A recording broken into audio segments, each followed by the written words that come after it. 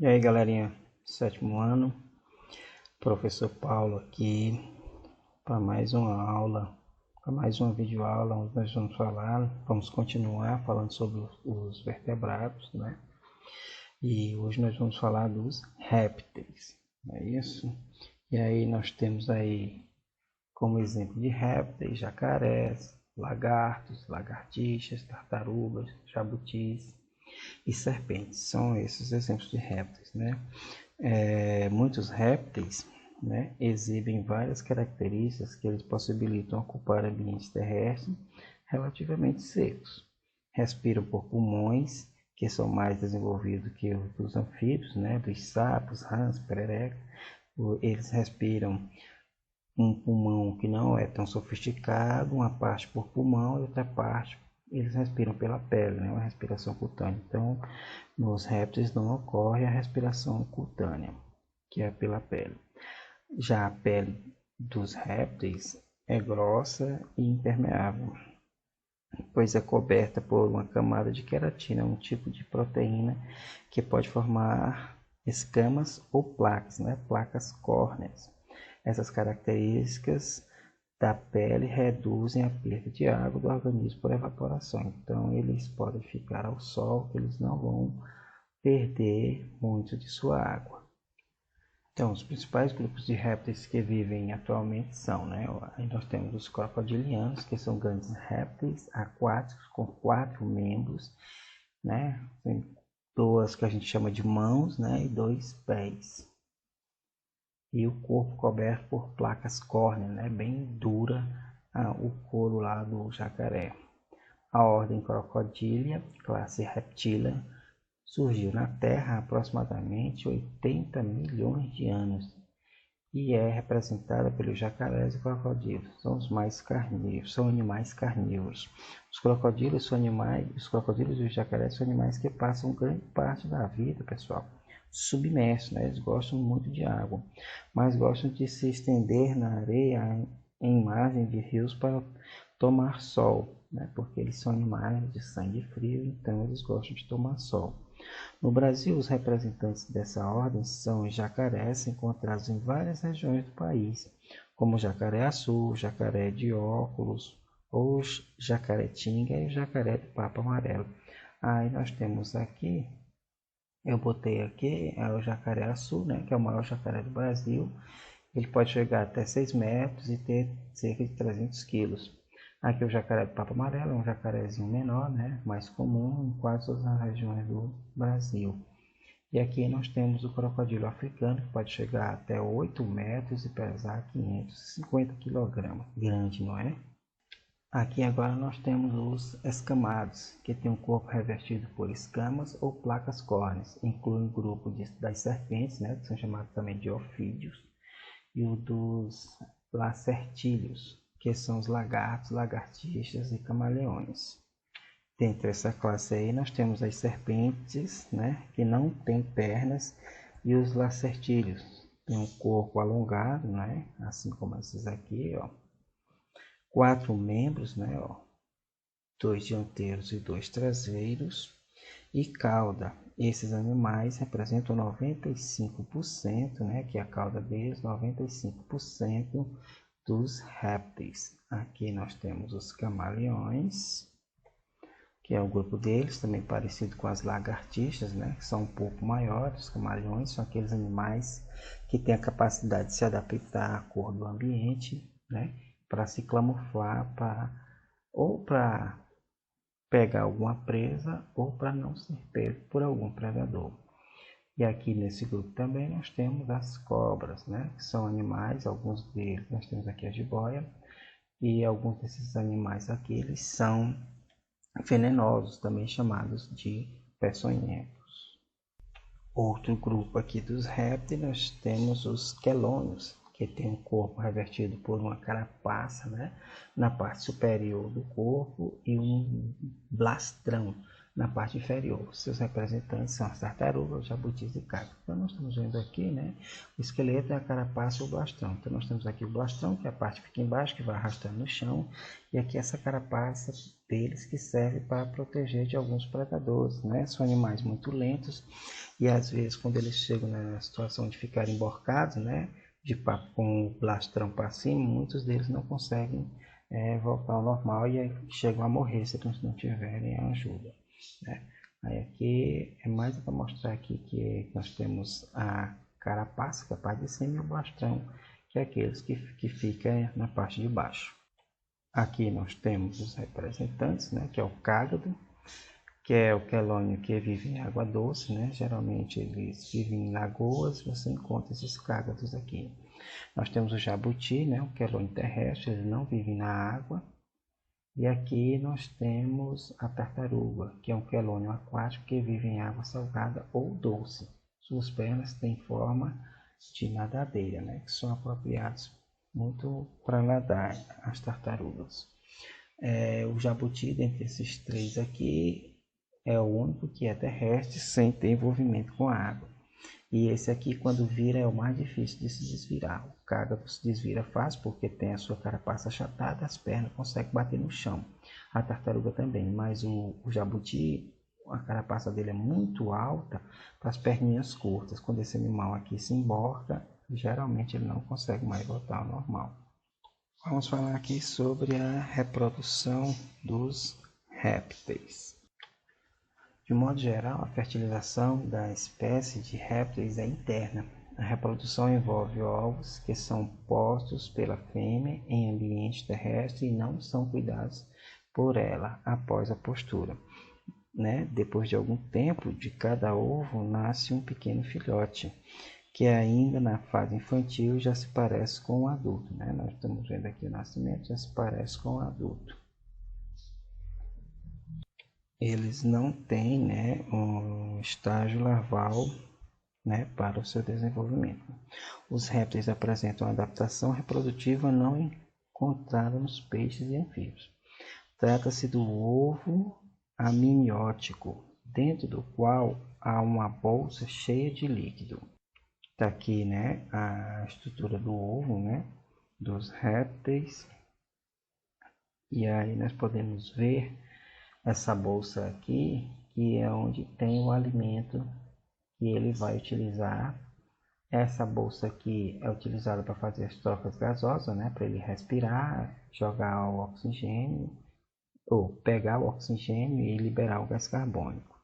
Então, essa casca aqui do ovo é feita de um material chamado de carbonato de cálcio. O mesmo é encontrado no mineral calcário. É muito pouco permeável à água, impedindo que o embrião se desseque, né, pessoal, por perca de água e morra.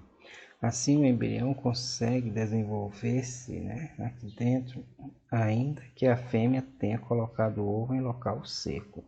Geralmente, esses ovos são enterrados, né?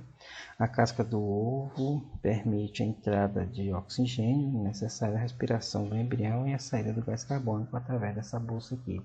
Então, as características dos répteis para definir a sexualidade dele, o gênero, se vai ser macho ou fêmea, é pela temperatura. Então, aqueles ovos que vão ficando mais em cima, o gênero dependendo do tipo, o gênero vai ser masculino ou feminino e o de baixo vai ser só masculino ou só feminino. Então, a temperatura desses ovos é quem vai definir o sexo, né? Aqueles que ficam mais embaixo, que pegam menos temperatura, quando eles enterram, vão ter o sexo diferente do que ficam mais em cima.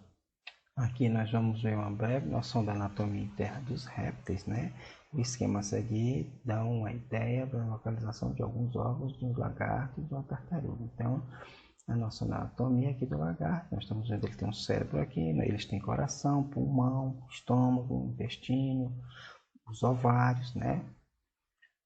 A medula espinhal, né? Que fica aqui, e o orifício da cloaca. Esse orifício aqui é praticamente parecido com os das galinhas, eles não têm orifícios diferentes para eliminar a urina e as fezes, né? E o canal também da reprodução é tudo o mesmo, certo, pessoal? Aí nós temos aqui a anatomia da tartaruga, que também tem o pulmão, o fígado, o ovário, o coração, o estômago, e também tem uma cloaca. Do mesmo jeito dos outros répteis, ele só tem um orifício para defecar, urinar e eliminar e postar os ovos. Vamos falar agora aqui um pouquinho sobre as cobras, né? São os ofídeos peçonhentos, um caso de adaptação.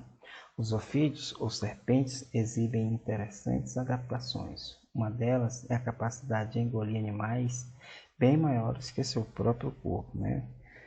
Então, para conseguir alimento, algumas serpentes, como a jiboia, né? que é essa daqui, e a sucuri, né? se enrolam ao redor do corpo de sua presa, né? Elas têm essa musculatura muito forte, veja que são animais muito robustos, então eles usam essa estrutura de muscular muito forte para envolver a presa, né? E aperta a presa. Então a presa é então morta por asfixia ou parada cardíaca, né? Quando a presa é adulta, eles enrolam até ela não conseguir respirar mais ou o coração parar. Quando a presa é pequena, elas enrolam tão forte, quando a presa é novinha, elas esmagam os ossos desses animais mais jovens. Existem outras serpentes, como a coral, a cascavel. A coral, pessoal, é essa cobrinha assim toda colorida, é parecidinha com essa, né? Então, junto com outras cobras peçonhentas, né, que a gente chama de peçonhentas, essas cobras que tem veneno, a jararaca, o urutu, a surucucu, são conhecidas como ofídeos peçonhentos. Então, elas possuem glândulas produtoras de peçonha, né, que a gente chama de toxina ou de veneno. Um líquido tóxico que pode matar ou por paralisia dos outros animais, e inoculam e injetam esse líquido nas vítimas por meio de dentes pontiagudos, né? Nós estamos vendo aqui esses dentes da onde sai a peçonha, da onde sai o veneno, que também chamamos de toxina. Então eles inoculam, né? Eles injetam esse líquido nas vítimas por meio de dentes pontiagudos e dotados de canais, né? Esses dentes aqui eles são ocos por onde passam o veneno que vem lá dessa glândula aqui, ó, a glândula produtora de veneno, e aí ela vai injetar, quando ela morde a pessoa, o veneno é injetado tipo uma injeção, né, na pessoa, ou em qualquer outro animal. Os dentes inoculadores desse veneno aí são uma adaptação que favorece, gente, a obtenção de alimento. Então, por causa disso aqui, ela pode pegar, às vezes a cobra mata um animal tão grande que às vezes ela não consegue engolir. Nesse caso aí, ela não matou para se alimentar, ela matou às vezes para se defender. Ela estava com medo no lugar e aí a pessoa passou perto, um animal muito grande, ela ficou com medo de ser pisoteada, e aí ela solta um bote, né? Ela se encolhe e se lança para morder a vítima, e às vezes só por defesa. Geralmente os animais que ela caça são pequenos roedores, né? Animais menores, que essas cobras que são venenosas, geralmente elas são pequenas, né? Então é o que acontece em muito caso com pessoas picadas por serpente em geral. Esses animais fogem do ser humano. No entanto, em algumas situações podem se sentir ameaçadas e atacar. O que eu falei, né? Elas se sentem ameaçadas e atacam as pessoas sem a intenção de se alimentar, só por defesa. Geralmente, como essas cobras são menores, geralmente elas são devoradas por essas outras cobras aqui de cima também. Ó. Essas cobras que não são peçonhentas, não são venenosas, elas comem essas cobras venenosas. Mesmo que essa cobra que morda ela, elas são imunes ao veneno dessas outras cobras aqui, tá certo, pessoal? Então, eu vou relacionar aqui algumas precauções, eu vou dizer aqui para vocês algumas precauções que nós, né, devemos ter quando a gente vai andar em locais que possam ter cobras peçonhentas, né? Nem todas as serpentes são peçonhentas. Entre todas as espécies conhecidas, apenas cerca de 1/10, né, de cada 10, uma pode oferecer algum risco real ao ser humano. Então, porém, devemos ter alguns cuidados a serem tomados para evitar acidentes com serpentes venenosas. Então, ó, por exemplo, não ande descalço pelo mato, pelo campo, de preferência usar botas. A maioria dos acidentes com serpentes envolve picadas nas pernas e nos pés. Então, como elas estão lá no chão, e você tendo uma bota, mesmo que ela ataque, a bota não vai deixar os dentes penetrar no seu músculo, né? Também nunca enfie a mão em buracos ou em tocas de animais, mesmo que pareçam abandonados, né? Pode ser que haja uma serpente vivendo nesse local aí. Geralmente elas gostam de toca, e se for serpente venenosa, você botar a mão aí, ai, ai. Ao andar pelo mato ou pelo campo, olhe sempre com muita atenção o caminho por onde vai, pessoal. Use um bastão comprido para abrir caminho, que geralmente ela está ali, você vai com o bastão, ela não quer atacar, mas você vai com o bastão, ela foge, não é? Se for capinar um terreno com enxada, faça sempre com botas, né? Como eu já falei, né? Nunca abaixado. Ao encontrar uma serpente, afaste-se dela, sem pânico, nem estardalhaço para não assustar a cobra, né? Não tente capturar a cobra, deixa ela embora. No caso de acidentes, né, se você não conseguiu evitar, as providências importantes são acalmar a vítima, né, para que o coração não fique acelerado e o veneno não se espalhe mais rapidamente, né. Não deixar que ela se movimente muito, justamente, né, para diminuir os batimentos cardíacos, não ficar muito ansiosa, porque quanto mais tem um batimento cardíaco, mais o veneno vai se espalhando pelo corpo. Tem uns que vão direto para o coração, né. E aí você tem que providenciar um rápido atendimento médico a fim de que receba o soro antiofídico, que é o nome do soro, né? O ofídio. Esse nome ofídico vem da palavra ofídio, que são das cobras venenosas. Uma substância capaz de neutralizar o efeito do veneno. O principal também é identificar a espécie de serpente que picou, né? Ajuda, né? Pois torna possível administrar o soro específico para o veneno daquela cobra. Então, se você sabe qual foi o tipo de cobra, foi uma cascavel, foi uma jararaca, foi uma coral, então lá no hospital já tem soros específicos, né, para cada um desse tipo de picada. Se você não sabe, você vai tomar um soro antiofídico geral, que tem um pouquinho de imunidade para cada uma delas. A recuperação é mais lenta, né, do que você tomar um soro específico. Pois bem, pessoal, esse aí foi nosso assunto, né, sobre os répteis, né, e aí, junto com essa aula, vai a atividade. Vocês podem responder lá pelo grupo, pegar a atividade pelo grupo ou pelo Mob Educa-me. Eu gostaria que vocês começassem a usar esse Mob Educa-me, tá bom? Tchau, tchau e até a próxima aula.